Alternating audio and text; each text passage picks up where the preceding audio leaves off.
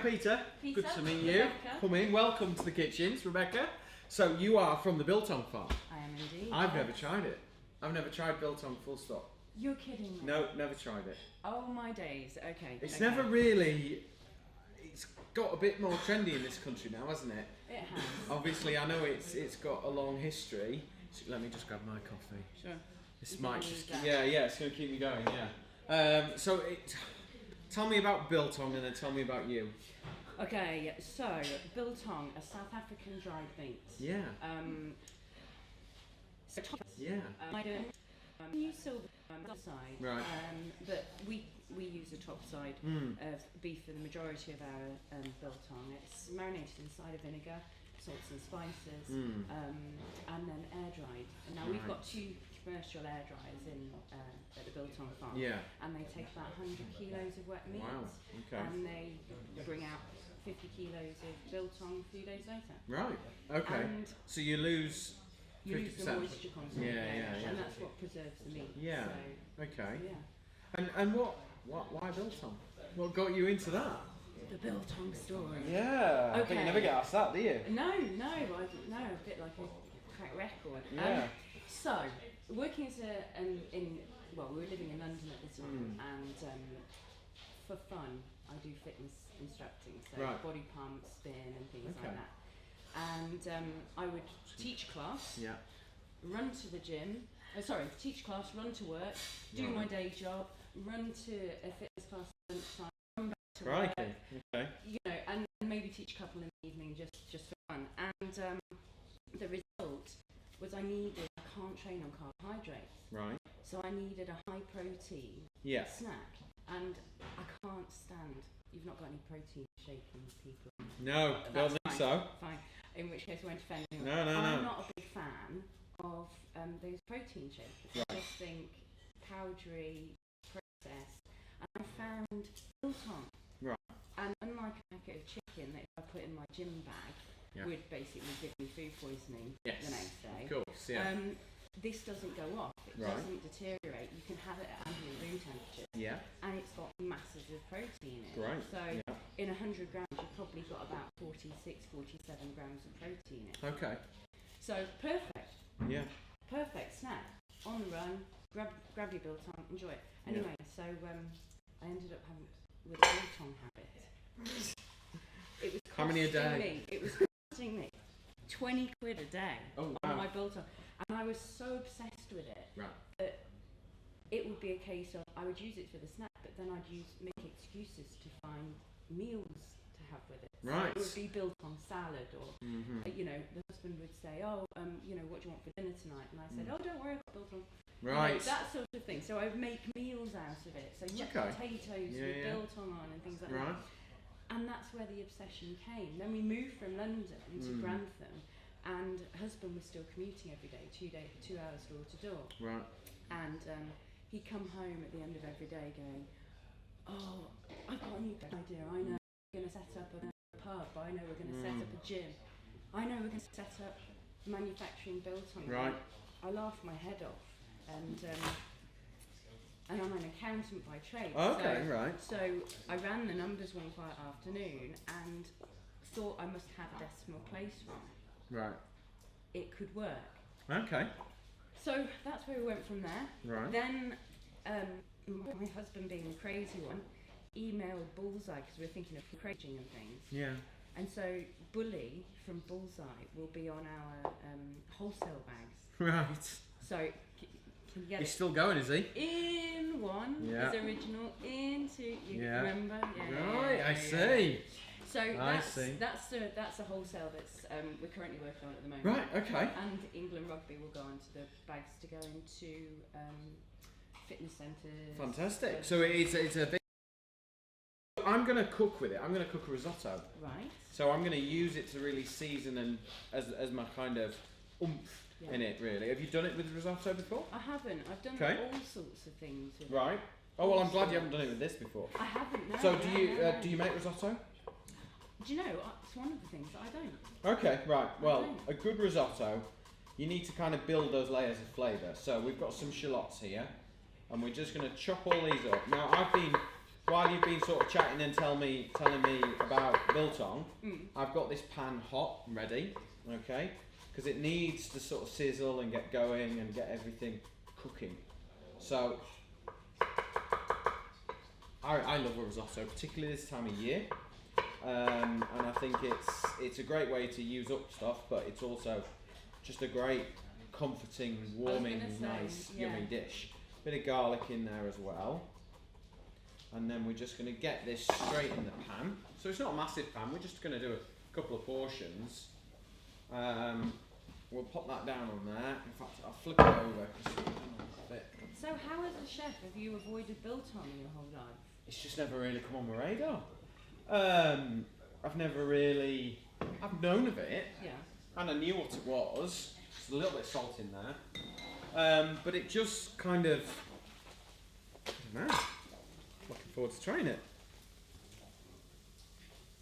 Okay. Mmm. What do you think? It's nice. I like it. I was expecting it to be drier. Now the stuff that you'll find in the supermarkets at the moment is drier. They remove more of the moisture content in order to get a bigger shelf life. Yeah. On our product, we've got an ongoing shelf life test going at the moment. Right. We've got a 3 months ambient shelf life at the moment. Right. Okay. But my aim was to keep the moisture content high because it gives you that chew and sacrifice shelf life. Shelf life to me, if I've got 3 months, I'm happy. Yeah. So let's just see what the results do going forward. So it's better quality. Yeah, I mean it looks, I reckon it looks familiar, which is good. It doesn't look like generic meat. Do you know what I mean? It looks, I can see the structure of the meat, which is good. So I'm just going to dice it up, and I'm literally going to use it as a seasoning, and this is where I believe all the flavour is going to come into this risotto.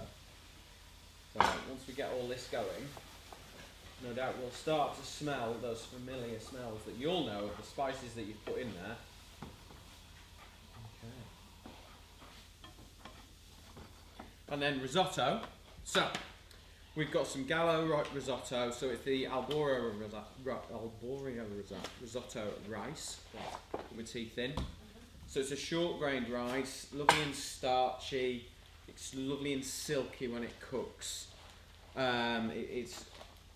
I always make more risotto than we need because then we can make lovely arancini, which is like those little risotto balls that you get. So I generally go kind of handful per person, and that's it. I always make too much, always. Well, that'll still be too much, but hey.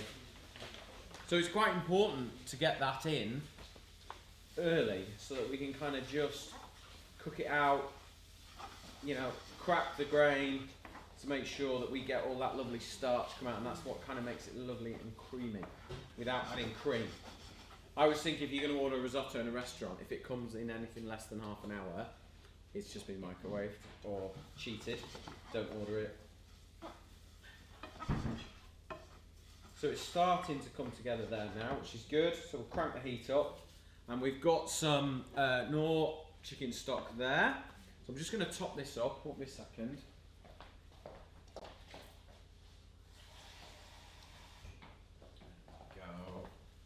Right, so what I'm also going to do is I'm going to add in some pumpkin, just a little one.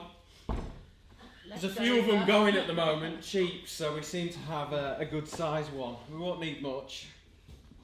Oh, there we go, I'm sure we'll find another use for him later.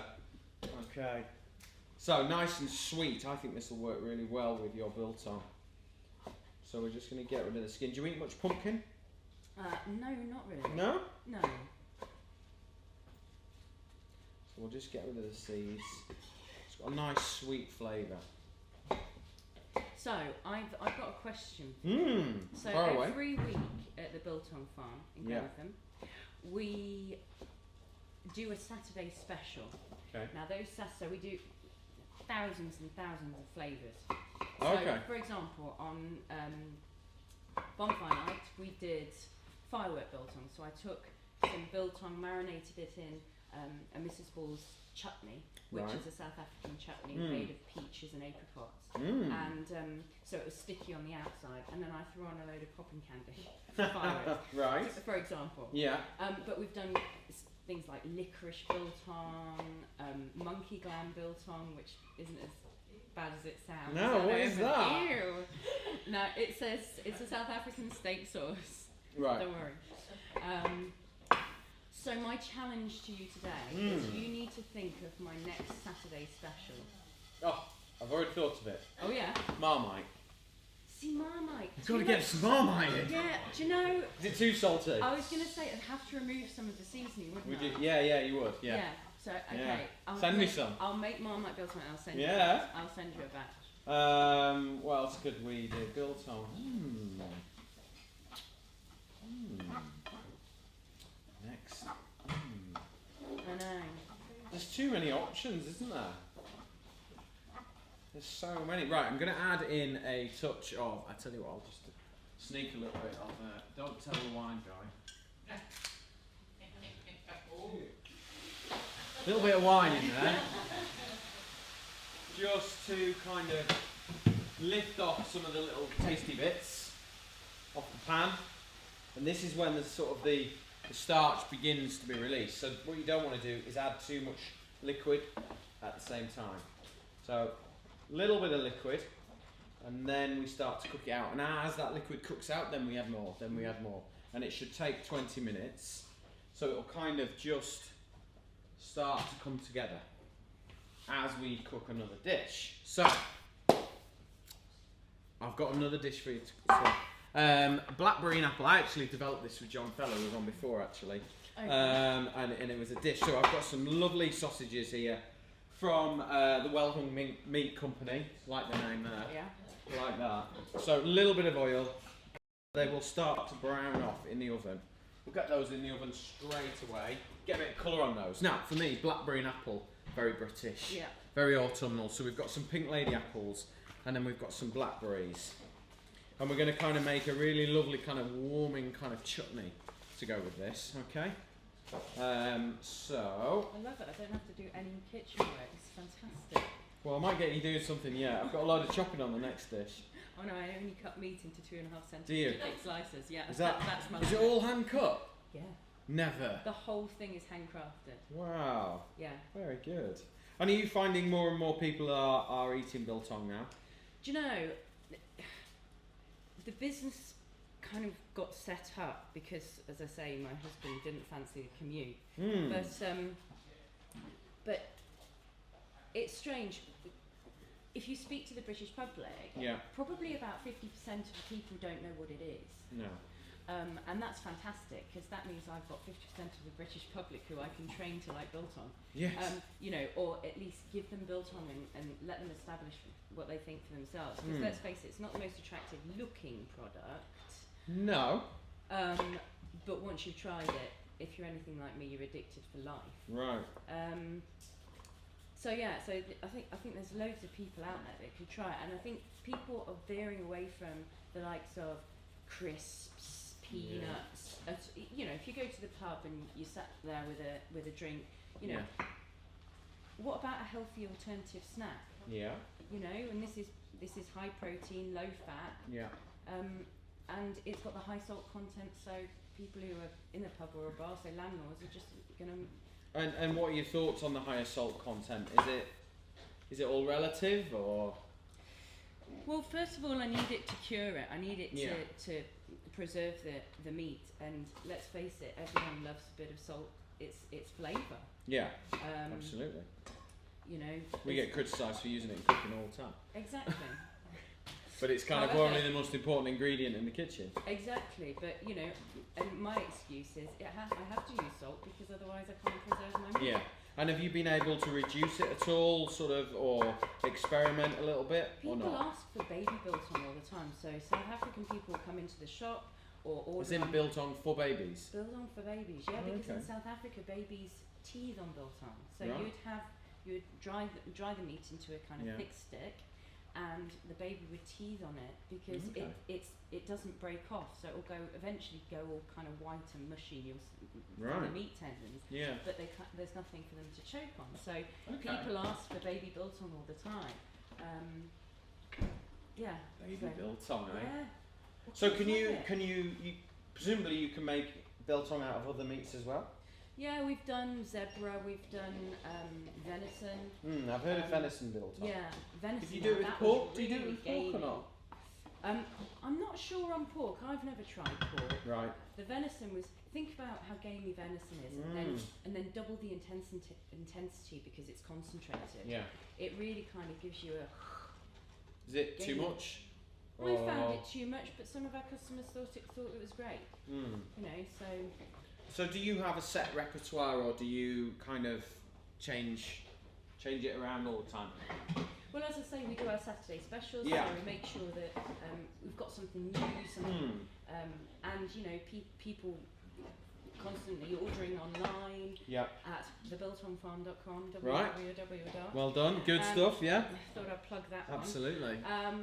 So yeah, and we have smaller baby dryers. Right. And if somebody wants a particular flavour, I don't mind doing a particular flavour. If they're ordering a kilo of it, I can just set up the baby dryers and they can get going. Yeah. So yeah. Right.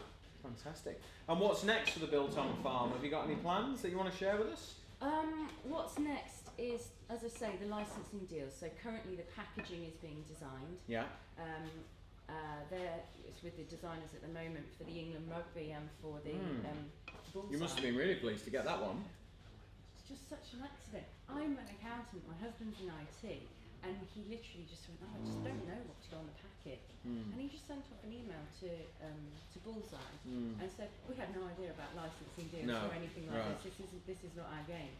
And they came back and said, do you want to, you can sort out a licensing deal. And we both looked at each other and said, what's that? You know, and so this is where we're up to. So we're looking to roll these out. Yeah. I think beginning of next year, they should be going out. So. Right.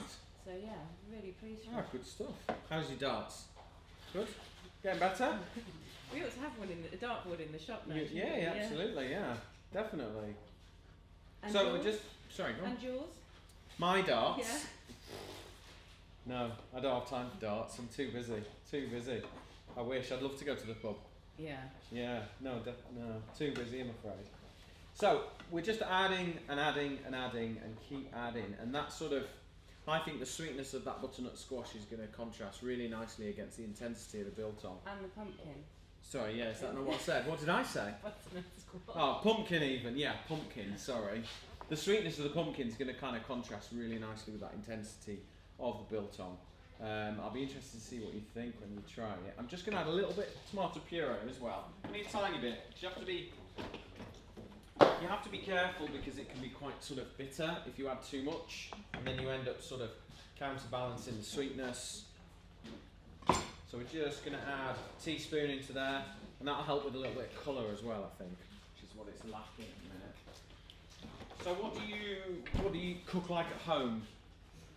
Cook much apart from biltong? Apart from biltong yeah, sandwiches. yeah, apart from biltong sandwiches, yeah. No, biltong salad, biltong sandwiches. Yeah. We have a number of other things that we do at the Biltong Farm. Right. We also have a product called dry vorse, which is a South African dried sausage. Okay, like a salami. Yeah, it's like a salami, but with different. It's almost a soft, with like different from the intensity of any garlic or anything like that. It's much milder. So we prepare the dry vorse. Yeah. And also along with that, boerewors, which is a South African sausage. I sound South I've African. heard of that one. I've never been to South Africa. Have you not? Never in my entire And are you going to go? We ought to go, really, yeah. shouldn't we? As owners of the South African shop.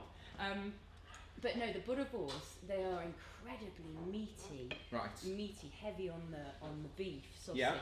And do you know what? Because we're obviously quite busy still, and I work full time. We've got the Biltong Farm. So you work full time and you run the book. Yeah, and I teach my classes. I was going to say, have you given up the classes? No. Crikey. No. Well, I have to do the classes because I eat that much biltong. Right. So I've got to burn off somehow. Fair enough.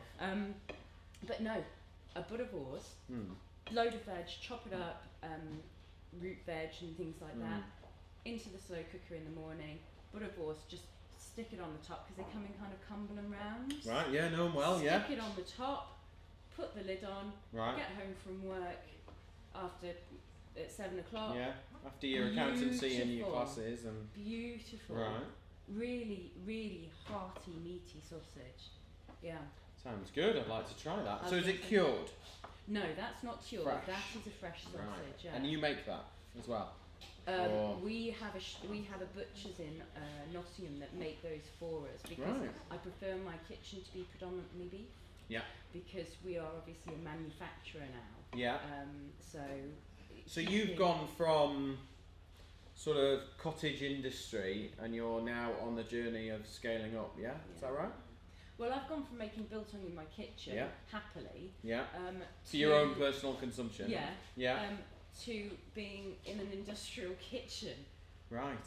And is that literally what it is, an industrial unit? It now? is. It's what it is. It's we had the industrial kitchen made within a unit, and it had the shop front at the front. Right. Okay. And actually, we're only ever after a manufacturing unit. Right. But we came across this property, and it had shop front. And what we were going to do is solely for the England Rugby and for the Bullseye. Right. And actually, what we've gone and done is we are selling as much biltong as we can produce in the two dryers in the shop front and online. Right. And so we're going to have the kitchen extended and Oh, gosh. new dryers put in. Right. So, yeah, the shop front was an excellent. Trying to get a hold of us. Okay, right. So, sausages. So I've got these lovely sausages. So we've just got a little bit of colour on them, and then we're going to get the apple in. Okay. So we're just celebrating all those lovely blackberry and apple flavours. Okay, and we're going to let those cook down, and then I've got some beautiful Wormersley raspberry vinegar. So it's really. Have you tried this before? See, I cure in vinegar. This could work. Well, it's Or is if it too nothing sweet? else. Well, it's just incredible. Have a try of it. It's lovely. Every chef that I kind of show this to loves it. Oh, it's beautiful. It's really lovely, clean, fruity, fresh vinegar, and it's kind of those are the kind of products that really help cooking because it's great ingredients. So a little bit more stock in there. We're still going, but you can see it's starting to take shape a little bit now. It's starting to get a little. You can see the starch in there. It's coming down together really, really nicely. It's good. So we're going to keep going with that. So I've got, which one did I try? That's a peri-peri. Okay, right. I wouldn't suggest you try Is that it a bit- in front of the camera. Oh, is it a bit fiery? It's the world's hottest chili. Is it? Right, I've got Andy Gregory coming on next to DJ. I'm going to try him out on that. Yeah, just tell him See it's what happens. original. Yeah. Let's see what happens to him. Original. So, what's the worst that could happen, eh, John? You want to try some now, don't you? I've tried He's it. tried it. You've tried it, have you? It's really, really good. Good. I don't believe a word he said. He was smiling. Yeah, He was he smiling. smells like that. It's usually wind. Right, so we're going to cook another dish. So I've got some of the Saucy Fish Company actually. So it is some salmon with glazed up. Do we cut this open? Do we cook it in the bag? Who knows? Fish. I'm not sure. I'm going to cut it open. I'm going to take it out. Okay. It's cooked and ready Oh, it's to already eat. cooked and ready to eat. I see. Okay, so it's already glazed up. Brilliant. Okay. So, what we're going to do is I'm going to make a slaw. Do you eat Yep. slaws? Okay, yes. Yeah? It's like all the rage. It's like coleslaw without any mayonnaise on. Which for me is like the devil. I hate mayonnaise. It's not my thing at all. Really don't like mayonnaise. I know John's just doing a deal with some mayonnaise people at the minute. Right, so some raspberry vinegar in there. Okay. And then some rapeseed oil. Usually a third vinegar to 2/3 oil. And then we're just going to add a little pinch of salt. How's your knife skills? Apart from slicing up 2.5 centimetres. 2.5 centimetres. Every time. Fortunately, I don't need 2.5 centimetres. Oh, you'll have to do it yourself then. Right, no worries. Okay, so we're going to make a slaw. So we've got some white cabbage. Do you know when I tried that, I thought that would be an amazing dressing. Salad dressing. Yeah, no, beautiful. It works really, really well. It's just really vibrant and fresh and fruity, which is what I want from my vinegars, really.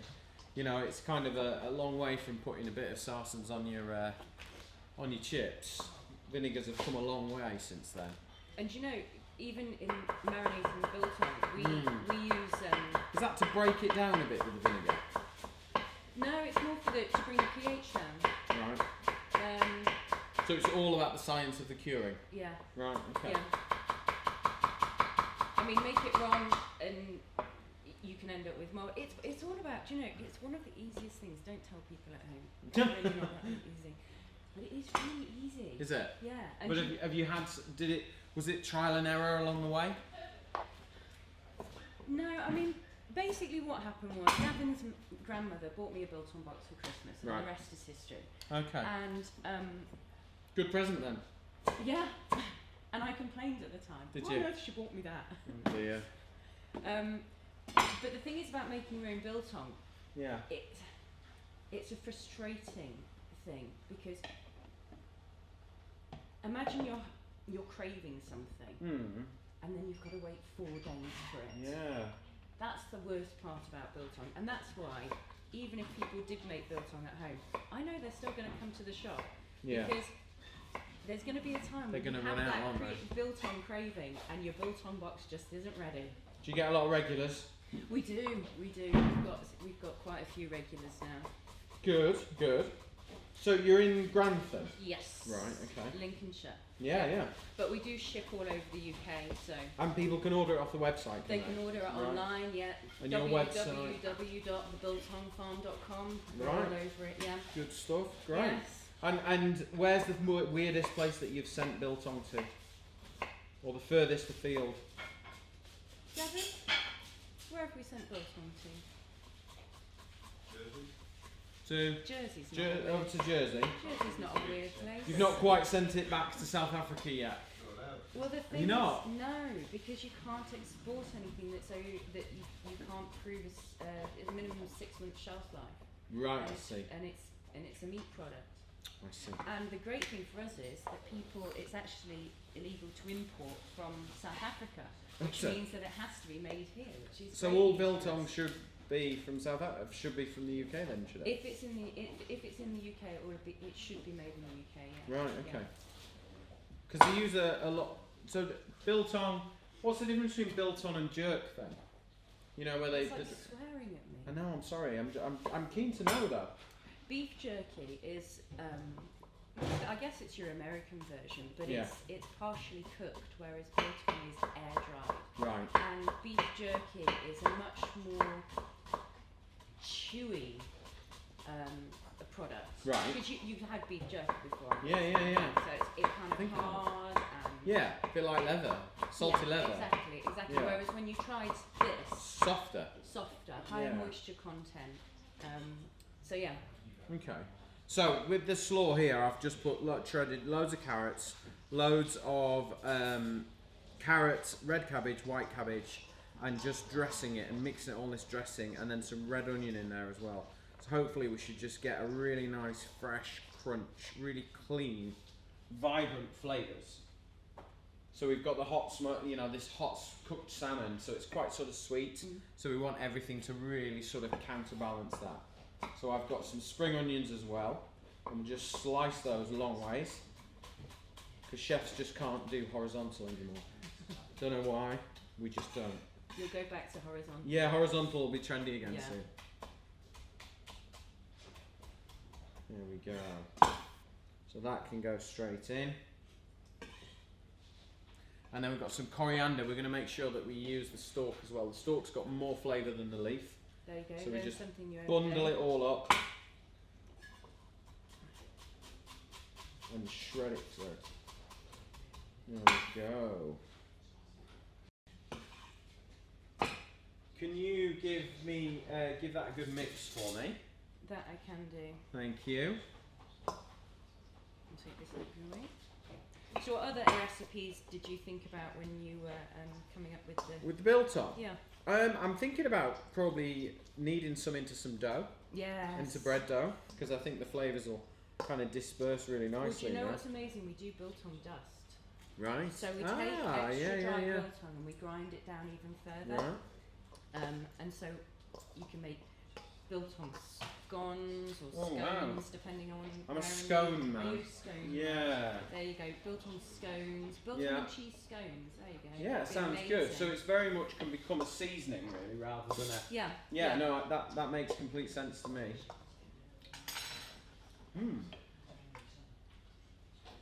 A little bit more stock in there. It's not far off actually. Nice. That kind of the flavouring and the seasoning that you've put in there has kind of dispersed into the whole risotto now. It's working really well. It's good. Right. So I've got these wonderful corn tacos here. I've never seen black ones. Never seen these before. So what I thought we would do is get a couple of these. So these are made over in Ireland actually, and they supply some great places. I met the guy in London earlier this year. Really fascinating fella, really fascinating.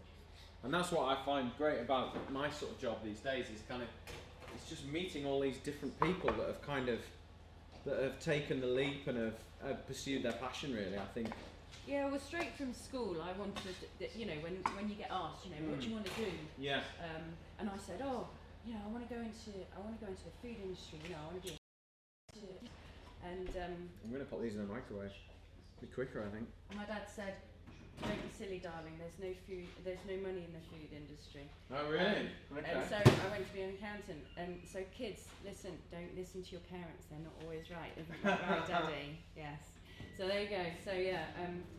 But yeah, so I've gone from the accountant to you know, you'll find me in the kitchen on a Saturday marinating, you know, 150 kilos of meat. And how do you find the work-life balance of it? Because it's not easy, is it? There is work. no what's life? Oh. You know, it's work, but you know when it's a passion. Yeah. It's not a problem. No. When Well, you if love you. it. Yeah. You know, it's just not a chore. I mean, why are you doing this for 24 hours? I'm not sure. For me, it was kind of like I really enjoy the whole creative process, filmmaking. I find technology really interesting. I find meeting people like you, and I just wanted to create a business that brought all those things together and allows me to continue to be, you know, dad to the little ones. You know, I get to go home and see the kids a lot, which for me is really important, and not all chefs get to do that, so I kind of really wanted to make sure that I was able to do that, so that's kind of a lot of my motivation. So, just warmed up these tacos really simply, and then taking this saucy fish, and then just breaking it. Just break it up into little pieces, not too small, because if you make it too small, it'll just disappear. Because if you make it too small, take some of this fish. Smells really, really good. You know, walking into this kitchen is amazing. It smells beautiful. In there. There's a lot going on today. There's a lot going on. So, there we go. And then we'll just another little bit of lime juice. I'm just pretty much addicted to citrus at the moment. I just think it especially this time of year, it just makes everything really black or white. Do you have a preference? No, I don't actually. Try the black one. I want to. And there you go. Have a little taste, see what you think. This is going to go all the way down there, isn't it?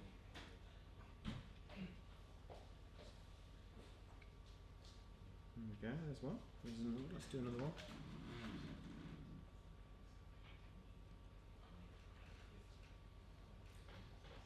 That's really tasty. You like that? Nice, just fresh, raw, clean, vibrant. For exactly me, that's what it is. kind of, that's autumn, going towards winter. This is looking good. I'm looking forward to trying this. But this would be an amazing summer dish, though. Yeah, well, yeah. I mean, I think this is what we crave because we're eating a lot of this. And I think to be able to get those kind of two, I mean, the convenience of buying that and then adding all that lovely fresh, I mean, that can only be really good for you as well, I think. So let me just move this over, and then we'll have a look at this risotto.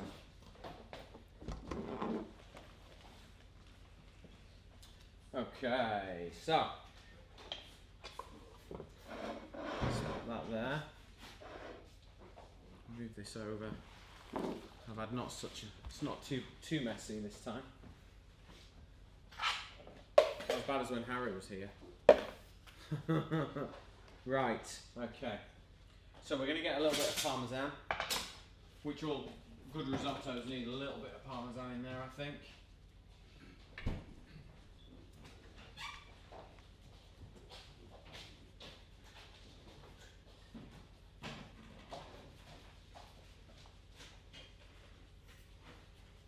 I love your little bit. What? Well, it's a microplane. It takes a while. It takes a while. Yeah. We'll be going back. We'll be using that again later, I'm sure. So we'll give that a good mix. And that kind of acts like it's nice seasoning. It makes it a little bit creamy. Bowl. Oh, look at that. We've got 2 bowls. One each. So, we've got our biltong and pumpkin. So,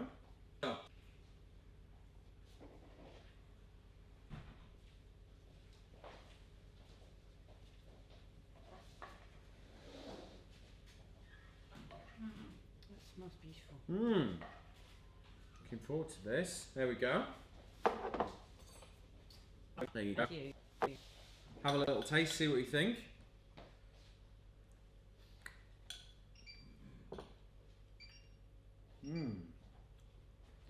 It's changed the texture of the biltong.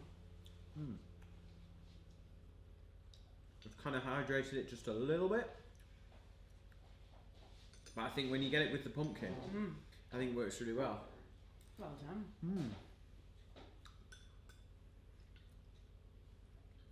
There you go, another recipe for me for dinner. Yeah, yeah. In between your fitness regime and everything else, yeah. Right, let me just move this out of the way. I'm going to pop that on there. I know there will be some people who want to try that one. Okay, I'm just going to grab a frying pan. Okay. Thanks. Oh, sorry, I've got one, Kate. Okay. So what we'll do is we're just going to get, so the sausages are pretty much cooked. What I want to do is I want to kind of get it out of the oven and just kind of cook it down now. So it's kind of just happily sat in the oven, everything. So, but you see all the juices and everything that's been released. So what we want to do is cook those out. So if I add all this into the pan. So if you weren't a chef, what would you have been then? I wanted to be a policeman when I was a kid. And all I ever wanted to be, because I think in those days you had to be a certain height to be a policeman. Yeah. I don't know whether it's the case now. I presume not. So, yeah, no height restriction anymore. But you did need 4 GCSEs C and above, and I didn't get them, so that plan went down the pan, which is why I'm a chef. Yeah, I wanted to be a policeman. And when I was 15, I used to play a lot of rugby union as a kid. And when I was 15, I had a really, really bad accident and I fractured my skull. So I had to stop playing rugby on a Sunday, which allowed me to then get a Saturday job in a kitchen. And I kind of just I just found it all really easy and really I just got it in a kitchen quite easily, and I just worked because my dad was in the army. He was a sergeant major, so I kind of got that kind of militant way of cooking, that militant way of working, and I was in clubs and scouts and all that sort of thing. So it all just kind of made sense to me. And cooking's quite an instinctive thing, so you can rely on your instincts for it, which I find easier than like the academia route, really. Yeah. So that's kind of why I ended up in it, really. And then I can't imagine doing anything else, if I'm honest. I can't imagine anything else. It's always kind of food related, Yeah. whatever I do. So that's just cooking down nicely. Just going to turn that down a touch. It's hot. Watch your pinkies. He's an office boy. That'll be really hot for him. Right, how are we doing? 1:45, we've got 15 minutes. We are doing well. We're on time. Not like some others. I was going to say. Some others who run over. Yes, come and have a chat. You haven't tried the food, you should come and try the food. That's why you wanted to, yeah. I know it's theory. So what would you like to try? I've got a couple of reds here. Okay, do you want to try the risotto? So Biltong and pumpkin risotto. Yeah, I've got a couple more glasses coming. Yeah, we've got nice some glasses. We've got, I think this one would go with the risotto. Right. Let's try a bit of that. Do you like wines? Mm.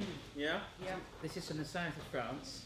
It's a biodynamic wine, which is like organic squared. And you take organics, you chuck in the lunar cycle. Right. Lunar, not loony. Lunar. Right.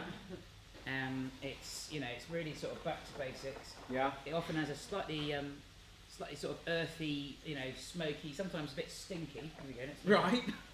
How am I selling it here? Yeah, yeah. Mm. That's very pleasant, very easy drinking, that one. Yes, it's not too heavy. No. And I thought with the Biltong, Biltong has these lovely. I spent 6 months living in South Africa, so I So love you know Biltong. stuff then. We've got at Thirsty, we actually sell Biltong, little packets of Biltong. Again, it's supposed to be similar producers yourselves, and strong flavours. So I thought this would be quite nice with. Mm.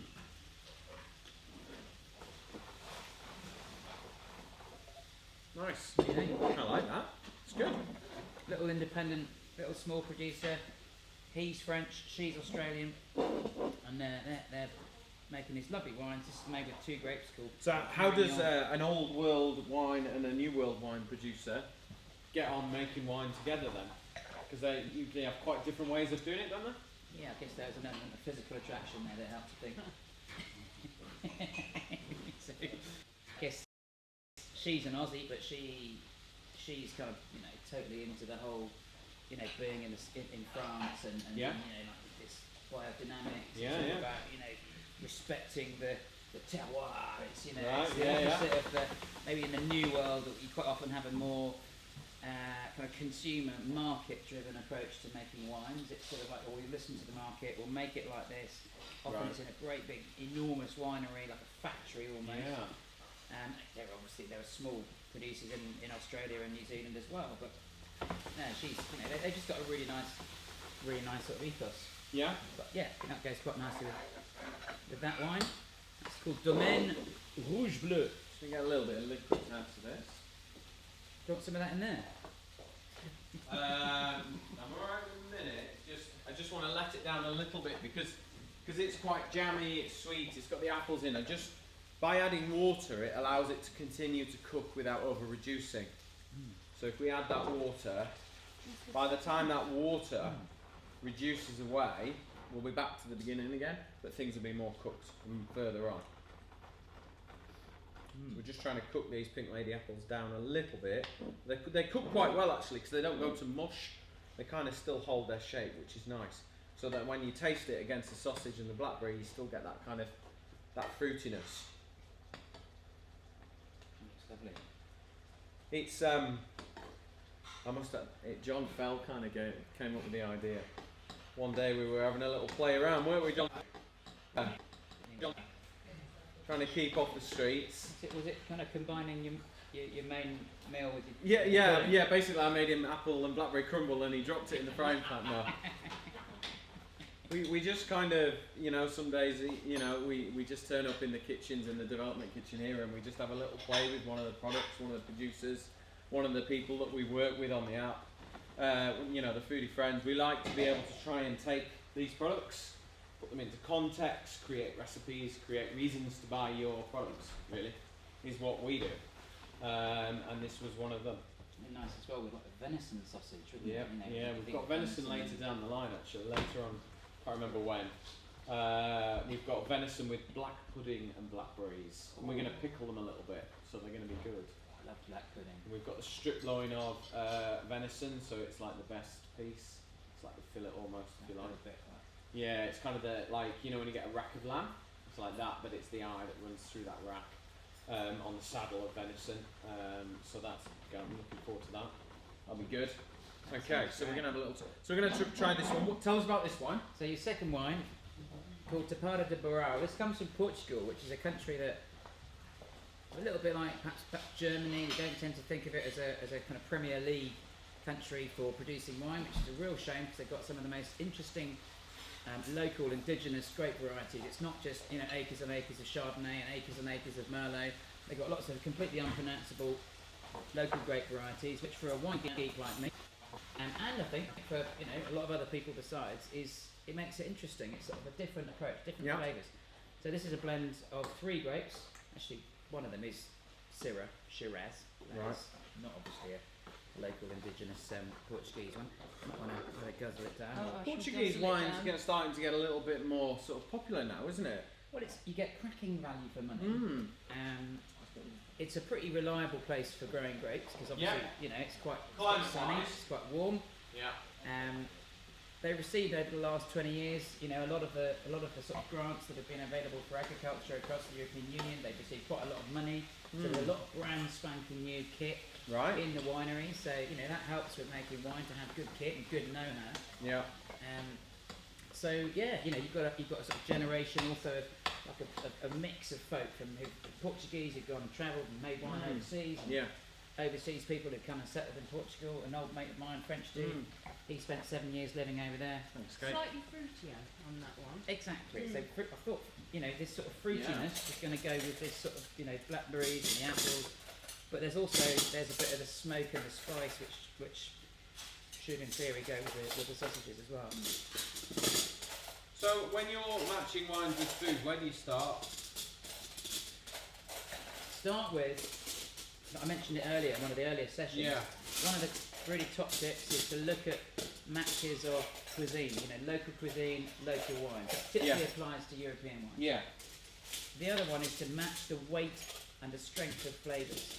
So if you've got a really delicate dish that you're cooking, like some light, delicate piece of like freshwater fish, and you stick that up against a really big, heavy, chunky red or white wine, whatever colour it is, it's going to get lost in translation. Ditto if you've got something really sort of strong flavours. I mean, this is going to have quite strong flavours. And you put that up against a really little shy, sort of timid, wilting, sort of small little wine. The wine will get completely lost in translation. So you want to try and match the strength of the flavours in your wines with the strength of your flavours in the food. That's a really, really good starting point. So if you're cooking bold, go bold with wines. Okay. Right, there we go. Have a little taste of those. So we've cooked the sausages from the Wellham Meat Company with some Pink Lady apples, some blackberries, some Wormersley raspberry vinegar to kind of counterbalance all the sweetness that's going on. So hopefully you kind of get that fruitiness, that sweet and sour. It all should sort of come together quite nicely. They look like really high meat percentage on the sausages. A really coarse grain.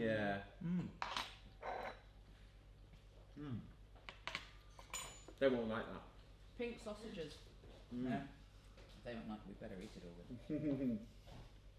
And then trying it with the wine as well. Hopefully, I think you've still got the. No, I've got rid of it. So you've got that sort of quite bright, bold, juicy fruitiness in the wine. It's not oaky. It's not sort of like a big wine that's been in an oak barrel. Because that would sort of splat all over the fruit another technical term, all over the fruit flavours that are in your dish. So just trying to make it complement without getting too sort of anal about it all. Because people can get a little bit too bit OTT. What do you think? Do you like that? I like that. Portuguese wine, Portuguese red. Yeah, definitely. I think I'll look for that next time. It's beautiful. Well, thank you very much for both joining me again. So, thank you. You again, and good luck with the biltong. Thank you. And when do you think you'll be no longer an accountant for someone else and just for an accountant for I Biltong? can't possibly tell you that because my boss would kill me. Do you think we'll one day? I don't know. Maybe? I don't know. Maybe. Watch this space. Watch this space. Watch this indeed. space. Hey? That's all right. We've got plenty of time. We need to get cleared up, but thank you very much. Thank you very much for coming and getting involved. I hope you've enjoyed it. I hope you liked what we cooked. Fabulous. And we'll look forward to seeing if I can get Andy onto this. See what happens to him. Brilliant. Thank you. Right. Let's get cleared up.